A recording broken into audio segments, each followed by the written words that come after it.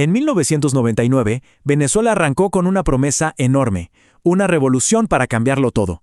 Pero 20 años después, el resultado fue, bueno, una de las crisis humanitarias más graves del planeta. ¿Qué salió mal? ¿Cómo se llegó a ese punto? Justo eso es lo que vamos a desgranar hoy. Esas 2 décadas que marcaron el colapso de un país. Y para entender de verdad la dimensión de lo que pasó, primero tenemos que ver la foto de cómo estaba Venezuela en 2019, porque los números de verdad son de no creerse. Hablemos de un número que es casi imposible de procesar: 1.000.000%.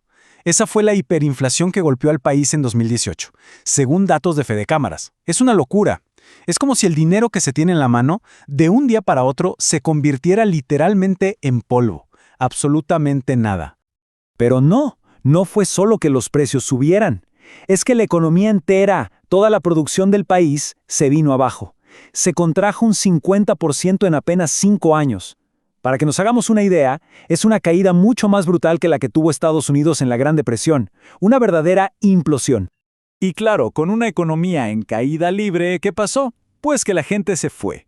Para 2019 ya eran 6 millones de personas. 6 millones. Es casi el 20% de la población. Estamos hablando de uno de los éxodos más grandes y acelerados que hemos visto en la historia moderna. Una crisis que se sintió en todo el continente. Es que es muy fácil perderse en los números, ¿no? Pero es importantísimo recordar que detrás de cada una de estas cifras hay historias, hay personas. Cada punto de inflación es una comida que no se pudo comprar, cada punto del PBI que se perdió es un futuro que se truncó, una familia que se separó. Esto no son solo estadísticas frías, es el retrato de una crisis humana inmensa. Entonces la gran pregunta es ¿cómo? ¿Cómo un país con unas de las reservas de petróleo más grandes del mundo llega a este punto? Porque no fue una guerra, no fue un terremoto. Para encontrar la respuesta hay que ir un poco más atrás y entender un concepto que es clave en la historia de Venezuela: la idea del Estado mágico. Ok, entremos en materia. Por décadas, durante casi todo el siglo XX, la sociedad venezolana se moldeó alrededor de una idea muy poderosa que venía directamente de su enorme riqueza petrolera. A esto, el antropólogo Fernando Coronil le llamó el Estado mágico. ¿Qué significa? Pues es la percepción de que el Estado es como un mago, un proveedor casi infinito de riqueza gracias al petróleo. No es un Estado que vive de los impuestos de la gente, al revés, es un Estado que le da de todo a la gente: créditos, servicios, subsidios. Esta frase de Coronil lo resume perfecto, ¿no? El Estado parecía conjurar un torrente de riqueza desde el subsuelo. La sensación era esa, que la plata no salía del trabajo, sino que brotaba de la tierra como por arte de magia. Y el Estado era el gran mago que la repartía. Esta idea, esta expectativa, marcó a generaciones enteras de venezolanos. Pero claro, los trucos de magia no duran para siempre. Para los años 90, esa ilusión se empezó a romper. Los precios del petróleo cayeron, la deuda creció, la corrupción era evidente y la pobreza se disparó. La gente estaba furiosa, se sentía traicionada por los políticos de siempre. Y justo en ese momento de descontento, en ese vacío, aparece Hugo Chávez con una promesa potentísima: vamos a revivir al Estado mágico, pero esta vez va a ser para todos. Y lo increíble es que por un buen tiempo pareció que lo iba a lograr. Fue como si el destino, o bueno, la economía mundial, le pusiera en las manos la varita mágica que necesitaba: un boom petrolero como nunca antes se había visto. Es que miren estos números. El precio del barril pasó de unos $14 en 2003 a más de 100 en 2008. Más de 100. Eso significó una lluvia de dinero, una cantidad de petrodólares entrando al país que era simplemente histórica. Era el momento perfecto, la oportunidad de oro para construir esa promesa. Y aquí está la clave. Ese dineral se usó. El gobierno lanzó unos programas sociales gigantescos, las famosas misiones, e invirtió miles y miles de millones en salud, en comida, en educación, y los efectos se vieron, fueron muy reales. Como se ve aquí, la pobreza bajó de una manera impresionante. Esto nos muestra cómo esa plata se convirtió en poder político, porque no era solo una cuestión económica, era una cuestión de lealtad. Para millones de personas, estas misiones eran la prueba de que por fin la promesa se cumplía. Sentían que el Estado mágico no solo había vuelto, sino que ahora estaba de su lado. Y eso, por supuesto, consolidó una base de apoyo popular enorme. Pero, y siempre hay un pero, este modelo tenía un talón de Aquiles gigantesco. Dependía al 100% de dos cosas: que el precio del petróleo siguiera alto y de un Estado que controlaba cada vez más y más cosas. Y muy pronto, esas debilidades empezaron a notarse.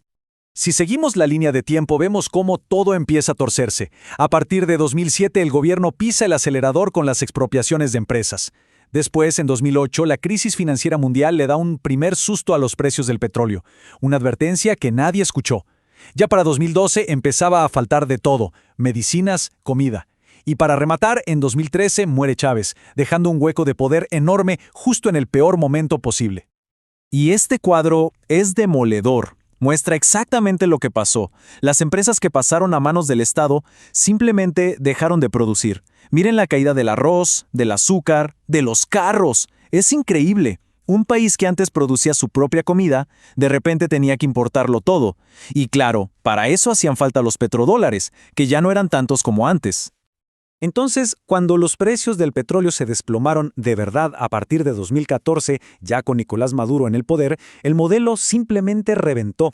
La magia no es que se acabó, es que se transformó en una pesadilla para millones. La lógica fue fatal. Si no hay producción y no hay dólares para comprar afuera, ¿qué hacemos? Pues a imprimir billetes, dinero sin ningún respaldo. Y el resultado, como era de esperarse, fue esa espiral de hiperinflación que vimos al principio, una que simplemente destruyó el valor del trabajo y los ahorros de todo el mundo. Y de nuevo, detrás de las cifras está el dolor. Esta cita del análisis lo dice todo y es durísima. El peor momento de sus vidas en el que literalmente pasaron hambre y sufrieron haciendo largas colas, y donde muchos murieron por no hallar sus medicinas o no poder comprarlas. No hay mucho más que agregar. No era una crisis de Excel, era una crisis en la vida real. El estudio califica los años 2017 y 2018 directamente como un periodo de terror para la gente. Fue en ese momento que irse del país dejó de ser una elección. Se convirtió para millones en la única salida para poder sobrevivir. Y así cerramos este círculo de 20 años. Un viaje que arrancó con la promesa de salvar a un país y que terminó dejándolo en ruinas. Para resumir, la idea central es esta. El chavismo no inventó la idea del Estado mágico. Esa ya existía. Lo que hizo fue prometer llevarla a su máxima expresión, hacerla perfecta y para todos. Pero al apostarlo absolutamente todo a una sola carta, el petróleo y el control del Estado, construyó un castillo de naipes. Y cuando sopló el viento, cuando el dinero del petróleo se acabó, lo que se cayó no fue solo un gobierno, fue el país entero. Al final, este análisis nos deja flotando una pregunta enorme. La experiencia de Venezuela es una lección durísima sobre los peligros de construir un país sobre una ilusión de riqueza infinita. La pregunta que queda en el aire es, después de que esa magia se rompió, ¿qué se puede construir sobre los escombros? ¿Es posible levantar algo real, algo que dure?